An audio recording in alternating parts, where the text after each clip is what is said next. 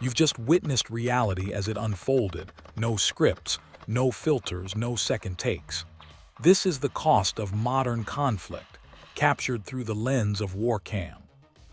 If this footage mattered to you, don't scroll away. Stand with the mission. Subscribe to WarCam to stay connected to real frontline documentation. Like this video to help it reach further.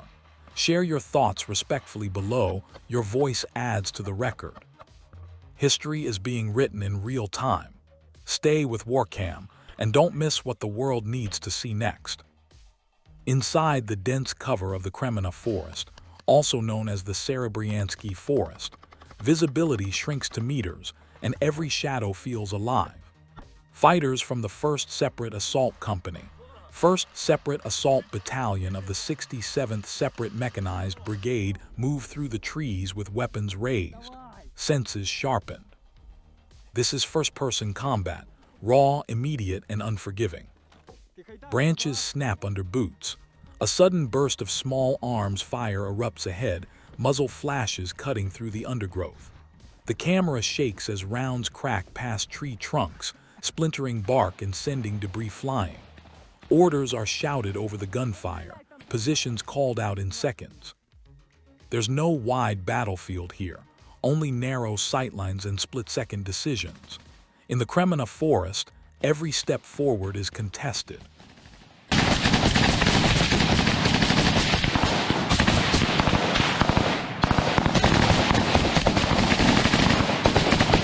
Night settles over the Dnipro, its wide waters reflecting only fragments of moonlight as small assault boats cut silently through the current. Somewhere among the potential islands near Kherson, Ukrainian forces move with one objective: raid enemy positions and seize the initiative. The approach is cautious. Engines are kept low. Oars and careful steering replace speed. These islands are more than patches of land. They're forward observation posts, hidden firing points, and staging grounds for infiltration across the river. Whoever controls them shapes the fight along the Kherson axis. Thermal optics scan the shoreline.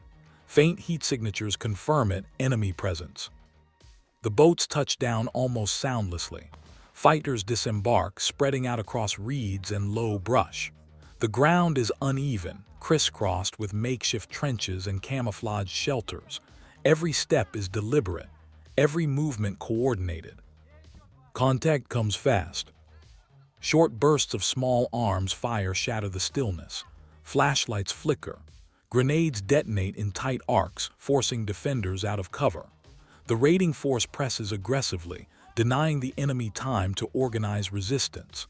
Surprise is everything in operations like this. Hit hard, hit fast, and maintain control.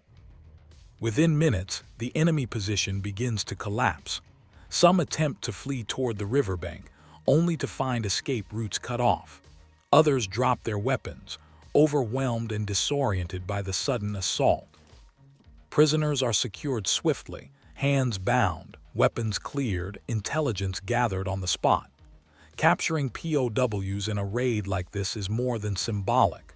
It means information, radio frequencies, unit composition, planned rotations, supply routes across the river. The extraction phase begins just as quickly as the assault. With prisoners in tow, the unit regroups and moves back toward the boats. Time is critical. Enemy artillery or reinforcements could respond once the contact is reported. The boats push off into the current, silhouettes disappearing back into the dark expanse of the Dnipro. Behind them, the island falls silent again, but not unchanged. A forward position disrupted, personnel captured, confidence shaken. Operations like this send a clear message. Even across the river, even on isolated islands, there is no safe haven. The front is fluid, and control of the Dnipro's hidden ground shifts with every calculated strike. And as the current carries the raiding force back toward friendly shores, the question remains: how many more of these islands are about to be tested next? Under the cover of darkness near Kherson, small assault elements move toward the potential islands scattered across the Dnipro. These patches of land may look insignificant on a map, But on the front line, they are stepping stones of control. Engines cut low as boats glide through the current. Thermal optics scan ahead, confirming enemy presence dug into makeshift positions.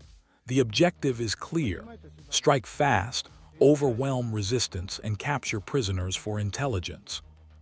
Contact erupts in sharp bursts of gunfire. The raiding force pushes aggressively, collapsing the position before the defenders can regroup. Some enemy soldiers surrender, disarmed and secured as the unit tightens control. Within minutes, the operation shifts to extraction. Prisoners in custody, weapons cleared, the team moves back toward the river, leaving the island shaken and exposed. And as the boats disappear into the darkness of the Dnipro, near the village of Andriivka in the Donetsk region, the battlefield trembles under the weight of incoming fire. Russian infantry attempt to maneuver through battered tree lines and shattered structures, but they've been detected. Coordinates are confirmed, guns are laid. Then the artillery answers. Shells whistle overhead before slamming into the target area, sending shockwaves across the scarred terrain. Explosions ripple through defensive positions, tearing apart cover and scattering infantry caught in the open. Each correction tightens the pattern, walking the fire across likely movement routes. The Andriivka sector has seen intense activity, with the 3rd Separate Assault Brigade heavily engaged in this direction. Their pressure shapes the fight, fixing enemy forces in place while artillery delivers precise, punishing strikes. Smoke rises over the village outskirts, the ground churned once again by heavy fire, and as the barrage continues to adjust and refine its aim, the fire mission intensifies. Observers relay fresh adjustments as enemy elements attempt to scatter into tree belts and shell craters. But there's no safe pocket left. The artillery shifts with precision, shorter, deeper, closer, bracketing the fleeing infantry and cutting off any organized withdrawal. Secondary explosions begin to erupt within the impact zone, suggesting ammunition or equipment caught in the barrage. The ground shakes in steady rhythm, each detonation reinforcing the message that movement in this sector comes at a cost. This isn't random shelling. It's coordinated pressure, infantry fixing the enemy in place, drones correcting the fall of shot, artillery executing the strike. A layered system working in sync. As the barrage finally tapers, smoke hangs low over Andriivka's outskirts. What moments ago was a maneuvering force is now forced back into cover, disrupted and diminished. But along this front, silence after artillery rarely lasts long. Near Pavlivka in the Donetsk region, a Max Pro MRAP rolls forward under tense conditions, then suddenly comes under fire. Rounds strike the armored hull, sparks flashing against steel. Moments later, a powerful blast erupts beneath it, likely a mine, rocking the vehicle with violent force and engulfing it in dust and smoke. For a heartbeat, visibility disappears. But the armor holds. As the haze clears, at least 2 soldiers are seen sprinting out of the stricken vehicle, putting distance between themselves and the kill zone. It's unclear how many were inside, but the fact that troops emerge at all speaks volumes. The Max Pro's blast-resistant design, its reinforced frame and V-shaped hull, appears to have done exactly what it was built to do. The vehicle stands damaged, possibly immobilized, yet it fulfilled its purpose in the most critical moment. Built by people for people, engineered not just for mobility but for survival. And as the soldiers regroup beyond the smoke, the reality of what just happened settles in. The road behind them is scarred by the blast, fragments scattered across the dirt.